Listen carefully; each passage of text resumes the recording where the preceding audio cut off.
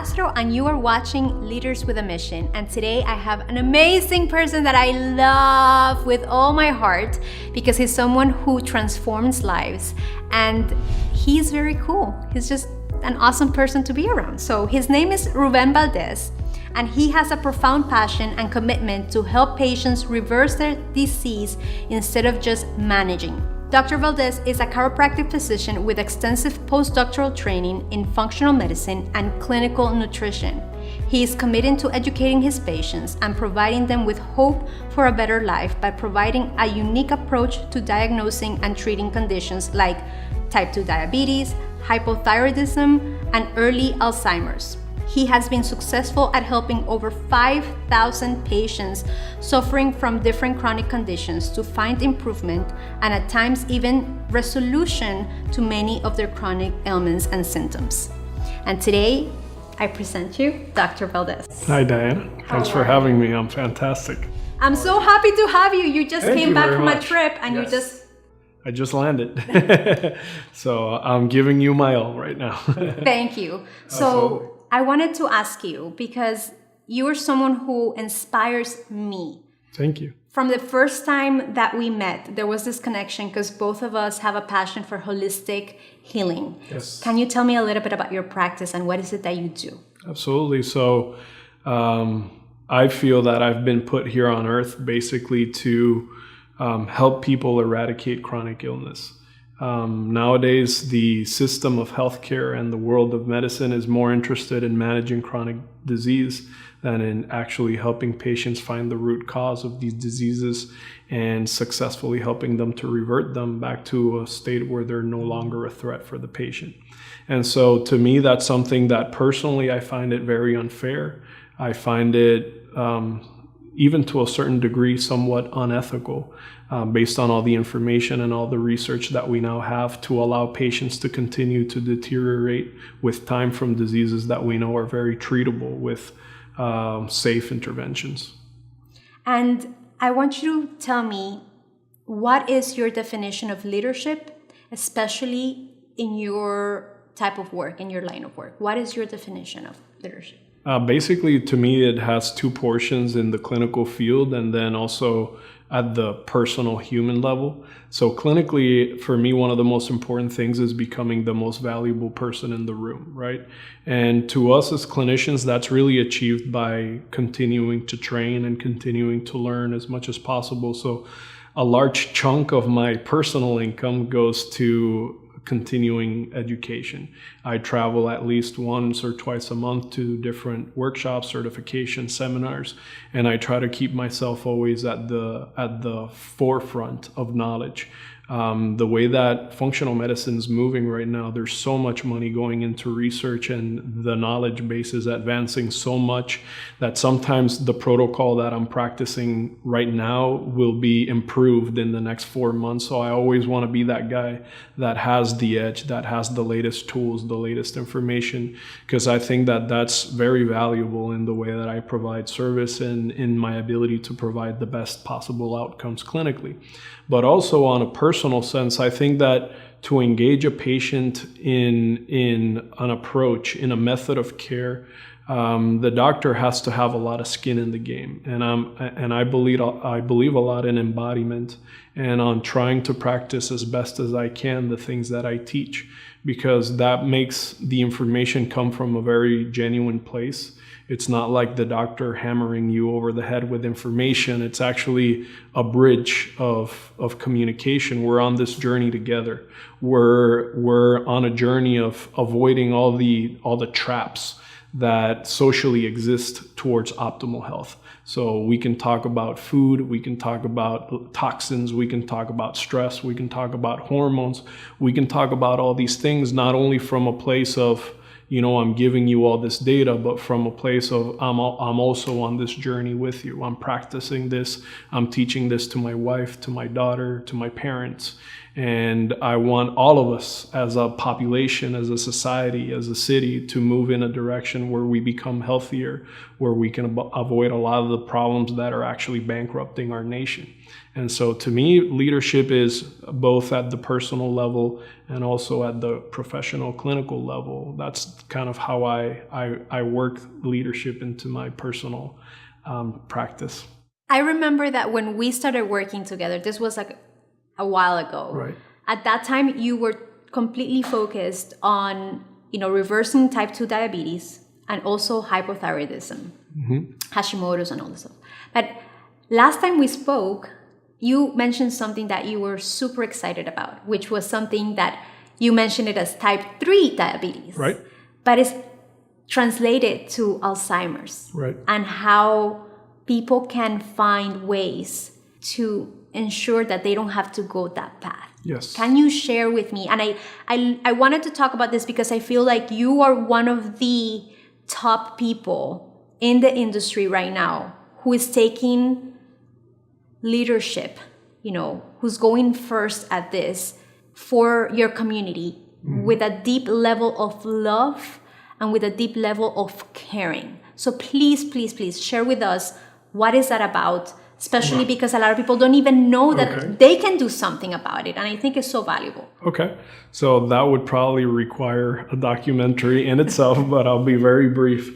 One of the things that breaks my heart, I had an aunt that passed away from Alzheimer's disease, and it's one of the most devastating things that you will ever see as a person. It's very, very heartbreaking.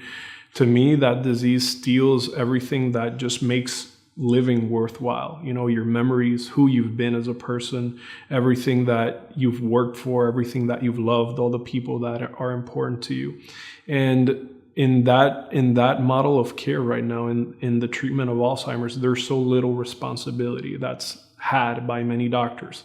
The first thing is that nobody likes the word Alzheimer's. Everybody kind of fumbles it around. Oh no, we'll see, we'll diagnose it, MRI, I don't know, let's do neuropsychiatric testing. And nobody's really taking charge and helping these patients never even get to that place in the first place.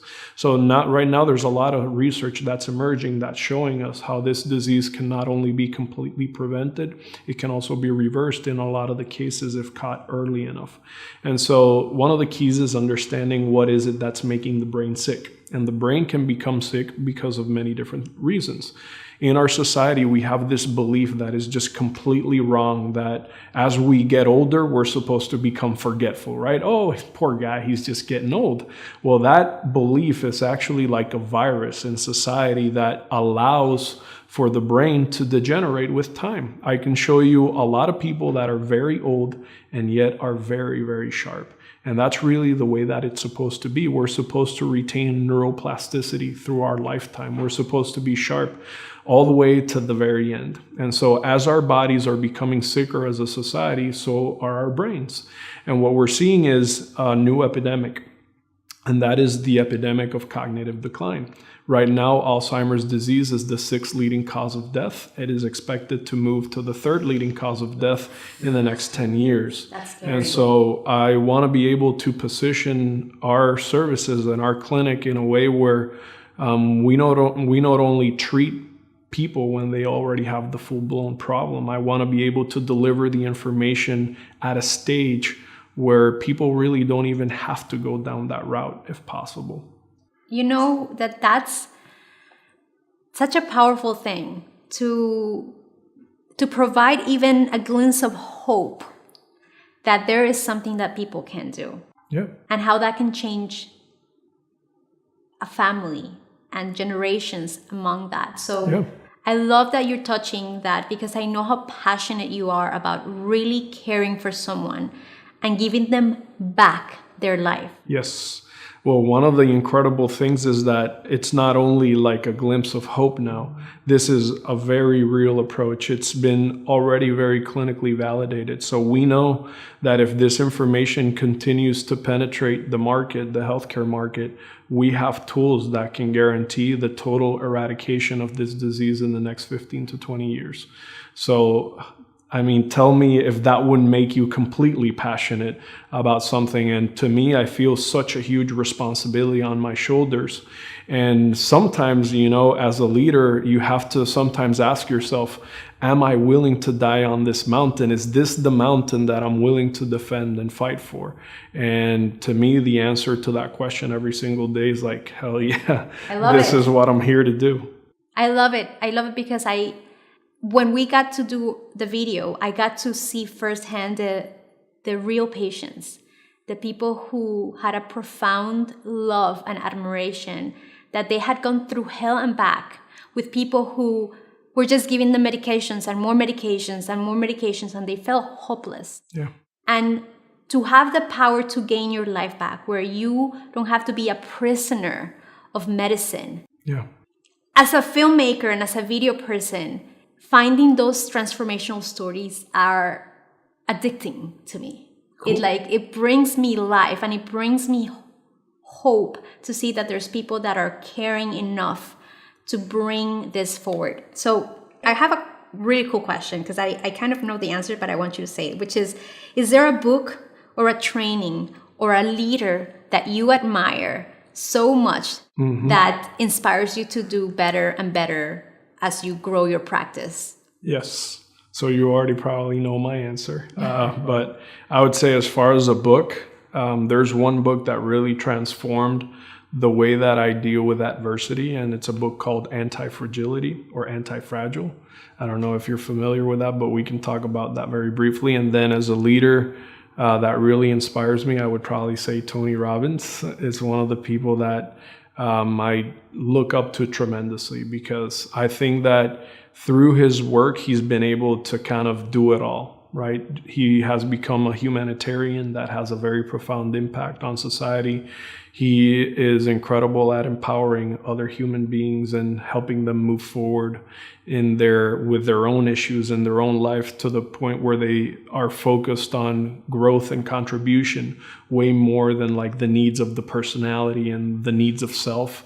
So he's been able to just have such a dramatic impact on so many industries, presidents, professional athletes, doctors, just he's kind of sitting there out there quietly, and we don't even realize how much impact he's having, especially here in the United States. So he's a guy that I would definitely say probably one of the people I admire the most. Other than him, I really also like the work of Tim Ferriss. Not so much because of the automation and that part, but about becoming effective humans again. So right now we're surrounded by so much distraction, you know, email and WhatsApp and the phone and Facebook, and all these things are just pulling our attention in a million different directions. And sadly, it really decreases our ability to be effective. So when we look back 20, 30, 40 years ago, hundreds of years ago, even, the great writers, the great thinkers, the great mathematicians, the people that really created revolutions in thought and paradigm shifts, these were people that really had to have time for thought and for creativity and for imagination.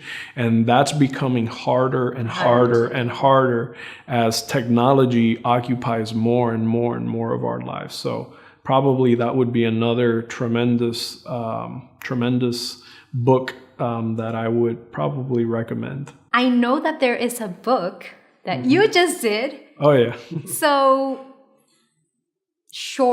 tell me, what is it about and where people can find it? Okay, so it's called From Diabetic to Non-Diabetic, and it's a brief exposition of the approach that we've developed for type 2 diabetes. So far, that approach has helped over 43% of the people that have undergone it to be declared clinically non-diabetic. And so the book is directed towards patients, people that have type 2 diabetes or people that are wanting to avoid going from pre-diabetes to type 2 diabetes. And the intention primarily is to show them the route that most diabetics end up going down, even though most of them believe that they'll never be down those roads and never experience complications. So I want to reveal a truth that a lot of these people actually experience, and I want to show them a way out. We're very excited about the book. It was actually written for people suffering with type 2 diabetes that are basically going through the same thing as everybody else. They see themselves continue to get worse and worse, going back to their doctors asking for help, and basically all they're getting is more and more medication, diet, exercise, and see you in 3 months. And so this cycle tends to be very frustrating for most people that are actually living it. And we want to be able to expand our reach, and we want to be able to connect with those people and let them know we understand what you're going through. That's really not the solution, even though you've been told and promised a million times that that's the solution for you. So the book kind of reveals that approach that we have been using that so far has helped us successfully reverse the diabetes of like hundreds of people here in Miami. So far, 43% of our patient base has been clinically declared non-diabetic once again. So we want to put a message that's very different, a verbiage that's very different to what they typically hear when they visit their doctor. So currently, for those people that are interested, the book is available in Amazon. Kind of everything's in Amazon now, so it'll be priced around $16. So we've tried to make it pretty affordable for everybody that wants to experience that kind of information, even for people that are struggling with prediabetes and want an approach that can help them avoid getting to the point where they're diabetic. That book would basically help all those people. So how would you define your mission? What kind of impact will you like to create in the world? If I can abbreviate it in a very short sentence, it would be to eradicate type 2 diabetes, to eradicate Alzheimer's disease, and to help everybody that is suffering from low thyroid and hypothyroidism and Hashimoto's get the help that's actually going to help them. And so I'm 35 right now, and as you can imagine, every day that I wake up, it's like, oh my God, there's still so much I have to do to be able to leave the impact and the legacy that I want to leave. And sometimes it overwhelms me. Sometimes it's like, man, I'm not even like a 2% there, you know. I still feel like the impact that I'm having versus the impact that I actually want to have is small, and that drives me. That really motivates me to write. I'm actually coming out with a thyroid book in the next couple of months. That's awesome. I already have a Alzheimer's book that will be free, and it can be downloaded from the website. I'm teaching, I'm traveling, I'm doing talks, and I'm trying the very best that I can within my human capabilities as a dad and as a husband and as everything else that I have in my life to be able to touch as many lives as I can, because it's that important to me. And that sounds kind of tacky, it sounds corny, but I don't feel that I'm going to be a realized human being unless I give everything that I can to this message. Like Tony Robbins would say, if you want to take the island, you have to be willing to burn the boats. And sometimes that requires a lot of sacrifices. I have a lot of friends that complain a lot, you know, and tell me, we never get to see you, you never hang out, you never call us. And when we do, I mean, we enjoy it as much as possible, but they are difficult choices to make, but they're also very conscious choices that I'm making. To live a life that's beyond me, and that's bigger than me, and that's bigger than the things that I want for myself. And sometimes that's hard. Sometimes it's challenging. Sometimes I get frustrated and I feel lonely but ultimately it's not about me, or it's not about what I feel. Ultimately it's about change, and it's about evolving the consciousness of humanity into something that's better, into a way of treating each other, into a way of living life that's more fulfilling, that just takes us back to what we're supposed to be as people. We're not supposed to be eating all this crap that we're eating nowadays. We're not supposed to be exposing ourselves to all this toxic garbage that just surrounds us, and we're not supposed to connect with each other through a computer. We're supposed to live fulfilling lives and be present and be mindful of what we're putting into our bodies and how we treat each other and how we honor our lives. I mean, I think it's time for an awakening.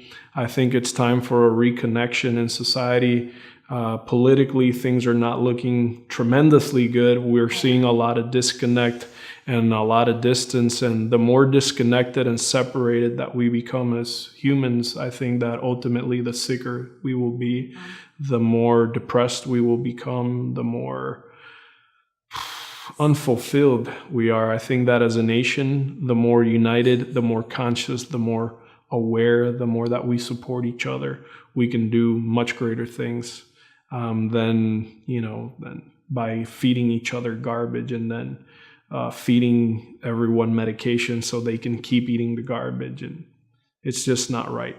And so to me, that's basically, hopefully that answers the question. It's so amazing because I'll tell you something. I remember when I first met you guys, I met your wife, and we kind of like gravitated over the same topics. And It was like, oh my God, I find someone who I can feel free to talk about food and organic and holistic health and things that I'm passionate about naturally. Like, yes, I do video and I love telling stories, but when you get to know that what you do can make an impact and finding that you had that drive was such an easy connection. Yes. It's like finding people that are your tribe and that are in this movement together of awakening, of providing people with a space so they can be present, of providing them with nature and solutions for a better life. So for that, thank you. Yeah, thank you. We're going to do awesome things, hopefully. I mean, someday I would want to be able to do a documentary with you and talk about all this stuff and interview other doctors that are kind of changing the world. So yes. We will do this because that's kind of my have dream. More impact and we can have more impact. So I love that's it. What I would love. I love it. Yes. Sign me up. Thank you so much. So for those of you who would like to know a little more about what Dr. Ruben is doing, I invite you to visit ihcmiami.com. And if you're a leader or you're looking to position your brand as a leader, I invite you to visit forproductions.com so you can receive weekly tips on how to magnify your message and make a bigger impact in the world. Till next time.